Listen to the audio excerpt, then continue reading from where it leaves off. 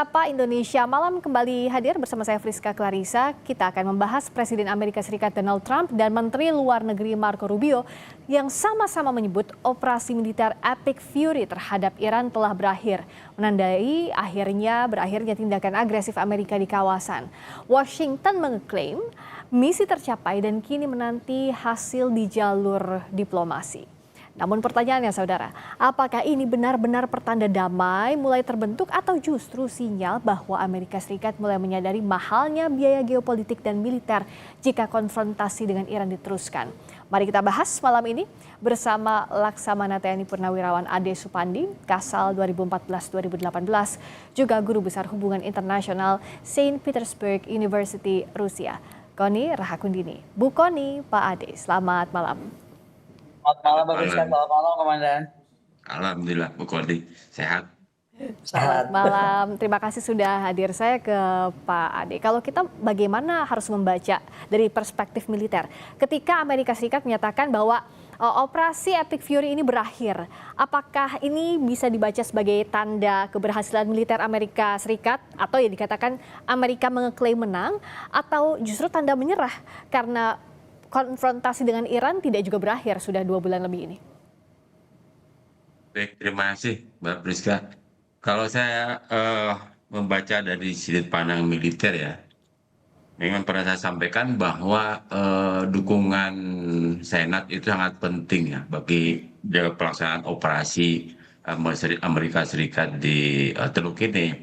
Nah, apabila dukungan Senat, dukungan publik berkurang, maka jelas ada pembatasan dari domestik terhadap apa yang dilakukan oleh Trump itu sendiri. Artinya manuver kemudian juga serangan ataupun juga strategi yang akan dikembangkan oleh militer itu juga tidak bisa sesuai dengan harapan. Apalagi kan isu-isu pencopotan para pimpinan militer udah nampak gitu kan. Ini sudah jelas bahwa dukungan publik, yang kedua dukungan militer, yang ketiga adalah saya agak sedikit mungkin bertanya-tanya sampai sekarang.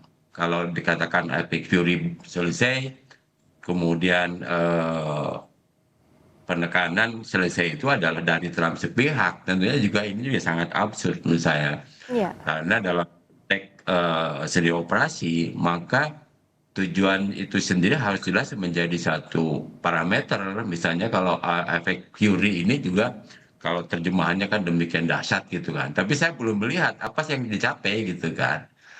Apalagi kalau saya lihat mengenai concern-nya situasi wilayah di maritim di Teluk itu sendiri, saya mungkin buka-buka dengan marine traffic, kapal-kapal masih banyak kok di situ.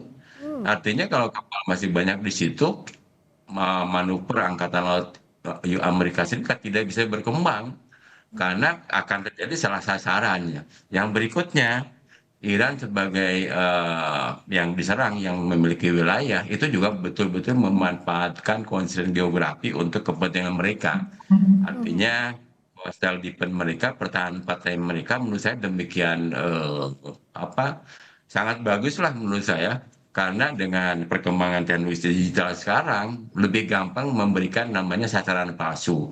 Oleh sebab itu, kalau dikatakan ini sebagai satu kemenangan Amerika Serikat, kayaknya enggak juga gitu kan. Yang apakah sebagai suatu exit strategi, kayaknya enggak. Saya lebih cenderung ada satu teori yang dinamakan hold on war. Orang terpaksa menunda, mungkin bukan menunda ya. Perang itu seakan-akan dia jedakan dulu gitu kan. Yang dijedakan itu tidak mungkin dilaksanakan secara terus-menerus. Karena tadi itu menurut saya dukungan publik, kemudian dukungan militer sendiri, yang berikutnya dukungan koalisi. Itu kan negara NATO nggak ada yang ikut-ikutan di perang Teluk gitu. Karena jelas kepentingan dalam negerinya lebih tinggi dibanding berperangnya. Apalagi sekarang pengerahan kekuatan militer itu kan makin lama makin mahal gitu kan. Bukan karena mahal dalam konteks jumlah yang akan dikerahkan, berikutnya juga adalah konsumsi itu makin tinggi. Jadi menurut saya ini selanjutnya adalah dinamakan sebagai hold on war aja, atau force of action daripada strategi Amerika Serikat itu. Apakah ini juga dibaca oleh Bu Koni sebagai pulse-nya Amerika Serikat untuk kasih jeda perang? Karena juga setelah Marco Rubio memberikan statement di Gedung Putih, pertanyaan yang banyak muncul juga di berbagai media bukan menegaskan statement bahwa Epic Fury berakhir, perang berakhir, tapi berbentuk pertanyaan, Epic Fury has ended, is the war over? Itu jadi ada pertanyaan baru lagi. Bu Kony gimana melihatnya? Aku lihatnya begini, ini kan dari apa yang 60 sampai 67 hari kalau nggak salah ya perang ini Ya. kan. Ini ada operasi ofensifnya itu 60 sampai 67 hari. Nah, ketika Marco Rubio kemarin mengumumkan, menurut saya dari perspektif Amerika ada 5 hal tercapai ya menurut saya. Apakah pertama karena kemampuan rudal balistik dianggap sudah dan drone Iran sudah bisa dilemahkan, kemudian armada laut juga sudah bisa diatur atau lebih bisa dipres gitu kan. Kemudian basis industri pertahanan Iran serta pencegahan program nuklir itu sudah tercapai gitu kan. Coba kita lihat 13.000 serangan udara. Dan ini artinya memang operasi ini bukan akhir dari konflik ya, tapi dia transisi ke fase pengelolaan risiko. Makanya ada Project Freedom Operation kan sekarang, yaitu ceritanya nih operasi mengekspor kapal-kapal. Tapi kalau kita lihat, kenapa mungkin Epic Fury seperti disampaikan Komandan tadi, kenapa mesti stop gitu ya? Saya melihat juga mungkin dari segi lain. Dari perspektif militer, kalau saya melihatnya ada 120 sampai 155 kapal laut milik Iran dan juga IRGCN ya, jadi Coast Guard dan Navy itu udah hancur atau paling tidak dinonaktifkan gitu kan, termasuk armada Blue Water Navy karena Iran kan menguasai Blue Water Navy-nya. Kemudian 70% launcher itu rudal balistik itu sudah diklaim oleh Amerika, itu sudah bisa dihancurkan. Kemudian juga 700 rudal di fasilitas penyimpanan dan 29 situs peluncuran rusak berat. Udah dipastikan oleh Amerika Serikat. Kemudian fasilitas nuklir di Natanz, di Fordo, di mana Isfahan ya. Itu sudah juga ada udah ekstrim kerusakannya. Nah, yang mungkin buat Amerika memuaskan ada diduga nih sekitar 3.500 sampai 6.000 personel militer Iran tuh sebenarnya sudah meninggal. Dan 1.000 komandan itu sudah gugur. Jadi di pihak Amerika Amerika dan Israel ya, dia lihat pertama korban mereka lebih rendah. Amerika itu hanya sekitar 15 tentara kalau nggak salah yang terkena walaupun puluhan luka-luka. Terus pesawat yang kena tuh MQ-9 Reaper kan, dan beberapa yang kalau nggak salah 39 pesawat. Mungkin your dead no better than me ya, tapi sekitar 39 pesawat. Nah, artinya kalau kita lihat maksimum pressure seperti apa superioritas teknologi barat atau teknologi Amerika itu sudah dianggap bisa mengimbangi asimetrisnya Iran. Karena itu kekuatan Iran. Nah, makanya kemudian penggantinya ada transisi nih, dia ke postur defensif diplomasi, yaitu escorting kapal-kapal melalui Project Freedom. Jadi kalau saya bilang ini fase pengelolaan choke point, jadinya fase pengelolaan choke point maritim untuk menghindari perang total seperti disampaikan tadi oleh Komandan. Damage-nya juga ke Amerika Serikat lebih banyak pimpinan-pimpinan yang dipecat atau mengundurkan diri dan lain-lain. Tapi mesti kita lihat adalah efek ekonomi masyarakatnya ya. Menurut aku tuh kerusakan ekonomi makro udah terjadi ya, 40% GDP Iran tuh udah terdampak sebenarnya. Kemudian kalau klaimnya Iran, sekitar mereka tuh kerugiannya sudah sampai 270 miliar dolar, which is very huge gitu kan. Nah, artinya kerugian hariannya udah berapa tuh? 276 juta dolar di Hormuz kalau nggak salah, walaupun banyak kapal yang tadi disampaikan, tapi mungkin mereka juga stagnan. Jadi ada inflasi harga-harga domestik, ada pasar tenaga kerja dan pengangguran yang akan meningkat di Iran. Sepertinya juga Iran di satu sisi Amerika juga mulai berpikir, tapi menurut saya Iran juga akan banyak PR, walaupun memang dia tampil begitu mengagumkan lah, semua dunia juga tercengang ya. Tapi dia punya PR yang demikian berat di dalam domestik kita. Tentu banyak sekali hantaman juga yang dirasakan oleh Iran. Tadi Bu Kony sudah menyebutkan dari sisi ekonominya, dari sisi militernya, lalu juga di sisi lain Amerika Serikat juga punya tekanan dari sisi dalam karena sudah mau pemilu sebentar lagi November, sudah disampaikan juga tadi oleh Pak Ade. Tapi dalam kondisi ini apakah Pak Ade juga melihat bahwa Amerika Serikat overclaiming beberapa waktu terakhir ini yang menyebutkan bahwa kemampuan militer Iran ini sudah sepenuhnya dikuasai atau sudah sepenuhnya dihancurkan oleh Amerika Serikat, karena pada faktanya Iran tetap bertahan sampai sekarang meskipun banyak damage tadi yang dihasilkan, Pak Ade. Ya, baik, terima kasih. Jadi memang kan kalau kita melihat dari media yang demikian masif ya, terutama dikabarkan dari Centcom ya. Tetapi kita sebenarnya sangat minim untuk mendapat berita real di wilayah Iran sendiri gitu kan. Ini memang satu polemik ya. Tapi menurut saya bahwa dari pengamatan saya Amerika Serikat sebenarnya belum bisa masuk Hormuz gitu kan. Karena memang Iran demikian cukup ketat bagaimana mengawal Hormuz sendiri, dan seperti saya sampaikan tadi bahwa pertahanan pantai ini juga kita semua blank lah bagaimana pertahanan pantai sesungguhnya. Tapi yang pernah saya baca literatur memang Iran tidak pernah mengembangkan pantai di Selat Hormuz sampai dengan Teluk Persia itu bangunan infrastruktur yang memang kemudian rawan terhadap serangan militer daripada lawan. Oleh sebab itu yang mereka siapkan adalah bunker-bunker, kemudian sistem pertahanan pantai, termasuk juga bawah tanah, sehingga itu juga mengenai kekhawatiran daripada Amerika Serikat. Nah, apakah Iran bisa bertahan dalam waktu yang lama? Memang disampaikan oleh Bu Kony tadi, tetap ada dinamakan dampak domestik akibat serangan Israel sendiri, yang kedua Amerika Serikat sendiri, walaupun eskalasi daripada kerusakan itu sendiri belum kita ketahui secara pasti ya, karena media juga tidak banyak menyiarkan itu. Yang jelas masing pihak itu berperang narasi ya ke atas kemenangan masing-masing, dan itu juga akan menyulitkan bagi analisis militer karena yang kita analisis adalah data-data yang berada dari pihak-pihak yang memiliki dominasi dalam konteks media itu sendiri. Tetapi menurut saya dengan durasi 67 hari ini kan bagi suatu negara yang mereka luar biasa gitu ya. Bagaimana dia bisa bertahan, kemudian bagaimana dia memanfaatkan perkembangan teknologi dari Rusia atau dari Cina untuk kemudian mereka kembangkan di dalam negeri, termasuk juga bahwa Iran itu kan selama embargo tidak pernah tertutup dengan dunia luar. Mereka juga mengadopsi beberapa perkembangan teknologi yang terjadi, kemudian dikembangkan sendiri. Dan itu wajar karena menurut saya Cyrus dari Persia zaman dulu juga merupakan pemikir dan strategi yang ulung, sehingga warisan DNA dari mereka itu cukup mengalir sampai sekarang. Dan kita juga tidak menafikan bahwa kebesaran suatu bangsa akan diwariskan dari tiap generasi gitu kan. Termasuk menurut saya adalah fighting doctrine ya, fighting doctrine. Termasuk kita juga kan punya konsepsi sarkam rata gitu, walaupun belum pernah terbukti, tapi kenyataan ada berdasarkan perjalanan sejarah. Demikian juga Iran. Dan menurut saya perang narasi ini sesungguhnya adalah menunjukkan ada kelelahan ya. Saya mungkin ada suatu teori baru, mudah-mudahan dikembangkan oleh Bu Kony. Ya, tadi sekarang tuh ada namanya mungkin dalam konteks harifiah aja dinamakan exhausted strategi. Bagaimana membuat orang lain itu lelah gitu kan. Dan sekarang kelihatannya Amerika Serikat menerapkan strategi itu, tapi baru bersifat narasi, membuat Iran mungkin lelah untuk mengkonter narasinya yang disampaikan oleh Presiden Trump maupun menlunya gitu kan. Tapi yang menurut saya yang sangat penting adalah bagaimana Iran bermanuver secara diplomatik ya.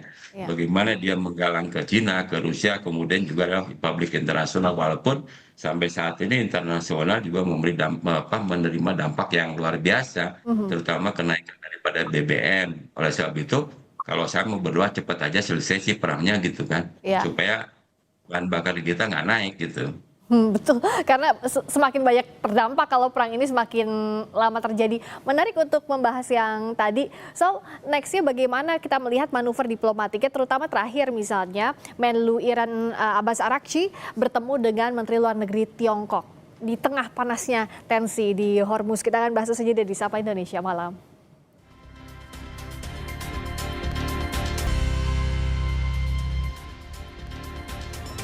Masih di Sapa Indonesia Malam dan kita masih membahas soal kalau AS bilang Epic Fury berakhir, terus apa selanjutnya? Masih bersama Bu Kony Rahakundini Bakri dan juga Pak Ade Supandi. Saya ke Bu Kony. Bagaimana sekarang kalau kita melihat dari sisi jalur diplomasi? Menlu Iran, Sayyid Abbas Araghchi menemui Menlu Tiongkok. Nah, akan kemana arah diplomasinya kalau Bu Kony melihat sejauh ini? Saya melihatnya begini, kenapa mereka bertemu, mungkin mereka juga melihat bagaimanapun posisi pasca Epic Fury ini, Israel itu sebenarnya jadi keluar sebagai pemenang strategis utama. Ini kalau saya lihatnya ya, yang perang siapa, yang diuntungkan siapa gitu. Nah, jadi karena kita mesti lihat juga kerjasama misalnya operasional CENTCOM itu mungkin akan semakin dalam. Jadi itu kenapa perlunya Iran menemui Cina. Dan intinya yang saya juga lihat negara Teluk ini akan mendekati hubungannya terhadap Israel. Misalnya saja Abraham Accord 2 itu sedang berkembang dari normalisasi diplomatik menjadi kerjasama keamanan yang terintegrasi. Kenapa akan lebih terintegrasi dari pertukaran intelijen, dari pertahanan udara itu kan Bahrain, UAE dan Saudi. Karena mereka melihat ternyata serangan Iran kemarin ke mereka itu memperkuat persepsi bahwa ancaman Iran itu adalah kepada negara-negara Timur Tengah ini. Nah, ini menjadi menarik karena kita mesti melihatnya ada Iran yang juga punya wajah baru akhirnya di kawasan sana. Nah, kalau dilihat apakah bantuan atau apapun yang akan terjadi, kalau saya bilang mungkin beberapa negara itu akan terlibat ya, tapi yang pasti Iran akan diminta untuk membuka Hormuz secara parsial atau gradual. Mungkin Iran akan bikin itu dan Amerika akan secara perlahan melonggarkan blokade di pelabuhan ataupun juga sanksi-sanksi itu akan lebih longgar lah gitu loh, menurut saya ya, karena kan lagi-lagi diplomasi. Nah, kemudian juga Iran mungkin akan minta tetap masalah uranium itu akan terpisah. Jadi jangan satu paket dengan urusan Hormuz dan blokade. Dan saya merasanya juga multilateral guarantee ini mungkin akan terjadi antara Inggris, Prancis, India, Jepang, dan South Korea yang juga akan ikut selain Cina dan Rusia. Kalau Rusia sendiri kita tahulah pernyataan Presiden Putin kemarin kan apapun juga yang Iran perlukan kami akan bantu. Jadi untuk posisi Rusia sudah sangat clear dianggap saudara lah oleh Rusia sendiri. Jadi lebih ke sana saya melihatnya gitu loh. Ya, dan juga kalau bicara soal uranium ini, karena yang sering jadi bottleneck dalam beberapa ronde perundingan adalah itu ya Bu Kony ya, sehingga ya semestinya Hormuz dipisahkan dari itu. Sudah terpisah, betul. Tapi saya jadi agak tertarik untuk bawa sedikit ke arah Malaka ya, karena gini loh, ini kan doktrin Amerika yang bikin mereka mau ke Panama kemarin rese, sekarang ke Hormuz, besok nih yang saya khawatir juga dia akan bicara sampai ke Malaka dan ke Taiwan Strait. Kenapa? Karena gini loh, doktrin maritim Amerika itu baru yang 2025-2026 ini buku putihnya itu benar-benar mengedepankan freedom of navigation dan perlindungan seal of communications yang vital. Dan kalau kita baca, semua orang yang berbicara hari ini tentang Hormuz itu akan berbicara tentang Malaka. Karena Malaka ternyata lebih besar kapasitasnya daripada Hormuz. Cuman kita overlook. Nah, ini yang sekarang saya mesti concern bahwa Kementerian Pertahanan kita, Kementerian Luar Negeri akan sangat berhati-hati. Saya sih kalau dari sini sedang mendorong sebuah doktrin baru namanya Rahakudinisme Doktrin, sedang dibawa ke UN. Itu bagaimana sebenarnya seal of communication itu karena punya jalur dunia, itu nggak boleh dikuasai atau ingin dikuasai oleh negara apapun unilateral. Nah, kita bagaimana mengimbangi doktrin Amerika itu bersama-sama negara-negara Global South. Jadi di sini tuh ada pendekatan antara kita BRICS, tapi masuk ke Greater Eurasia Partnership, dan yang akan dibahas adalah kekuatan keamanan bersama untuk seal of communications yang menjadi nafas dunia.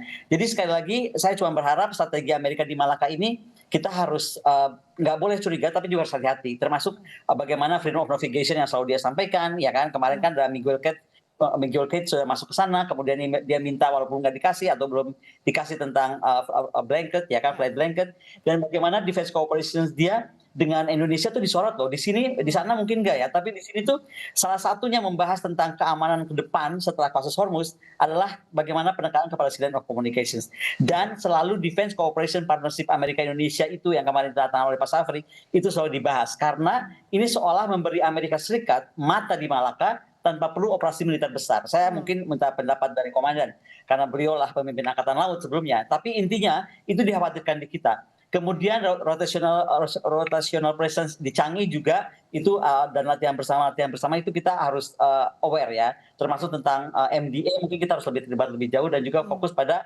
counter piracy yang harus ada di tangan Indonesia dan negara Malaysia dan Singapura. Jangan sampai nih itu diambil untuk masuk ke kawasan kita. Demikian. Nah, kalau dari Pak Ade bagaimana membaca posisi sekarang peta geopolitik dan juga peta pertahanan keamanan pasca kondisi Hormuz saat ini?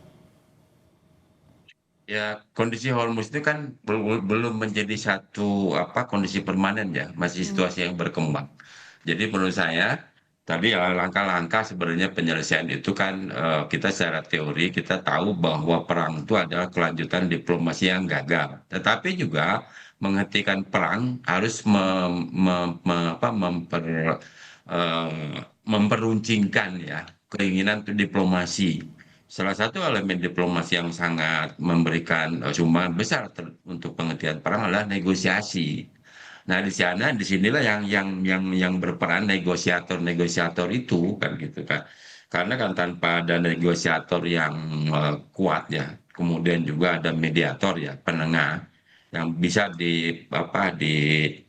diterima oleh kedua belah pihak, maka mungkin kalau tidak ketemu ini tidak akan pernah selesai. Tetapi kalau menurut saya ada kecenderungan perang sekarang ini gampang melimpah, tapi gampang juga berlarutnya. Hmm. Seperti misalnya Ukraina itu kan, ini kan hampir 4 tahun nggak selesai gitu kan, serangan masih tetap sewaktu-waktu dan saling menunggu kelengahan gitu kan. Oleh sebab itu namanya endurance strategi itu menjadi hal yang baru juga menurut saya. Bagaimana orang bisa bertahan lama dalam perang yang bukan total, yang bukan masif serangannya, tetapi pelan-pelan tetapi cukup membuat pertumbuhan ekonomi, kemudian juga kehidupan masyarakat terganggu gitu kan. Oleh sebab itu kelihatannya memang dengan konsep Amerika Serikat ke Project Freedom gitu, dengan kebebasan itu juga seakan-akan kembali ke perang sebelum perang dunia kedua Ya. yang dinamakan namanya adanya konvoy commander ya. Konvoy commander itu adalah Angkatan Laut mengawal konvoi perdagangan gitu kan. Ya. Tetapi kalau dilihat dari perang Teluk ini memang kalau tadi ada limpahan ke Selat Melaka mungkin Hmm. kalau 20% BBM dunia itu dari Teluk, yang melintas Selat Melaka itu 40%. Ya. Istilahnya double dari perang Teluk. Mhm. Maka ini juga mungkin pengalaman bagi kita untuk melihat bahwa perang Teluk ini sebagai suatu analisis terhadap doktrin yang kita pakai gitu kan. Termasuk juga pola-pola operasional yang kita lakukan. Nah, ke depan menurut saya, dan ini pernah saya cetuskan bahwa kita harus memiliki kapal-kapal yang more than 140 meter. Ya. Karena apa? Karena kapal-kapal tipe itu yang bisa membawa rudal balistik. Tapi kalau di bawah itu kan jarak dekat gitu kan. Untuk perang kepulauan, oke lah kita bisa kita terima. Tapi kalau untuk perang menghadapi gangguan yang lebih besar, maka peluru kendali yang berjarak jauh itu sangat diperlukan. Misalnya jarak rudal-rudal yang tipe Yakon, BrahMos gitu kan. 300 nautical mile itu cukup bisa membuat orang worry juga kalau berperang sama Mhm. kita ya. Ya. Tapi kita kan jelas anggaran dinaikkan. Kata Bu Kony dulu kan kita tidak akan pernah jadi angkatan laut besar Hmm. karena hanya di bawah 2%. Kalau pengen Betul. gagah ya harus di atas 3 gitu kan. Hmm. Oleh sebab itu harus ada multiplier dengan industri pertahanan. Mhm. Yang berikutnya mengenai kelangsungan perang Iran Amerika Serikat memang seperti saya sampaikan tadi butuh negosiator. Yang kedua tuh ada bargaining dari poin-poin yang dinegosiasikan. Mhm. Menurut saya poin yang paling penting saat ini adalah tekanan internasional karena bagaimanapun juga tadi saya bahas dengan Bu Kony sedikit mengenai tren manajemen dari PUKA Ya. kerentanan sekarang ke Bani ya, Ya. ada namanya kerapuhan gitu kan. Sekarang kelihatannya kita rapuh. Ya. Begitu kita tutup 1 bulan bahan bakar, semuanya kena. Dan semuanya naik. Saya baca barusan California 52% kenaikan BBM gitu kan. Ya. Amerika sendiri mengalami gitu kan. Nah, kalau mereka mengalami satu tekanan akibat dari perang ini berkaitan dengan hajat hidup keseharian, maka itu menjadi tekanan politik yang cukup besar. Mhm. Kalau sebab itu negosiasi ini salah satu memasukkan mengenai tekanan internasional dalam konteks supaya bisa arus pertumbuhan ekonomi global itu bisa berjalan kembali. Menurut Ya. saya memang butuh mediator ya, mediator yang bisa meredakan ketegangan atau juga ambisi politik dari Trump sendiri. Kalau saya lihat, kalau dia jelas menurut saya nggak akan terpilih lagi ya, Mhm. karena tekanan Dengan politik kondisi cukup seperti ini ya besar. Pak Ade ya. Ya, jangan sampai menurut saya lepas libat. Udah Ya. dia melibatkan perang terus-terusan, tapi kemudian dia ternyata gagal dalam negerinya, gitu Ya. kan. Mhm. Nah, Saya kira kita dilihat. betul. Tadi kita menunggu bagaimana negosiasi ini butuh mediator yang ngandal. Di sisi lain juga tekanan global harus dilakukan untuk perang ini berakhir karena efeknya sudah kemana-mana. Di sisi lain juga kita harus bersiap, Indonesia harus bersiap karena tidak ada negara yang untouchable. We are touchable. Jadi harus bisa lebih membaca lagi situasi pasca ini. Terima kasih Laksamana Purnawirawan Ade Supandi, Kasal 2014-2018. Terima kasih juga Bu Kony, Guru Besar Hubungan Internasional Saint Petersburg University Rusia. Kony